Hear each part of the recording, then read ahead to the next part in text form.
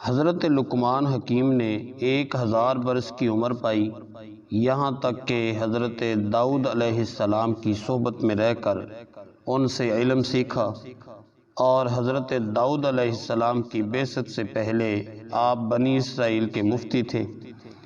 مگر جب حضرت داؤد علیہ السلام منصب نبوت پر فائز ہو گئے تو آپ نے فتویٰ دینا ترک کر دیا، اور بعض کتابوں میں لکھا ہے کہ حضرت لقمان حکیم نے فرمایا ہے، میں نے 4000 نبیوں کی خدمت میں حاضری دی ہے، اور ان پیغمبروں کے مقدس کلاموں میں سے 8 باتوں کو میں نے چن کر یاد کر لیا ہے، جو یہ ہیں: نمبر 1، جب تم نماز پڑھو تو اپنے دل کی حفاظت کرو۔ نمبر 2، جب تم کھانا کھاؤ تو اپنے حلق کی حفاظت کرو۔ نمبر 3، جب تم کسی غیر کے مکان میں رہو تو اپنی آنکھوں کی حفاظت کرو۔ نمبر 4، جب تم لوگوں کی مجلس میں رہو تو اپنی زبان کی حفاظت رکھو۔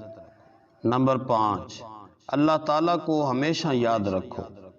نمبر 6، اپنی موت کو ہمیشہ یاد کرتے رہا کرو۔ نمبر 7، اپنے احسانوں کو بھلا دو۔ نمبر 8، دوسروں کے ظلم کو فراموش کر دو۔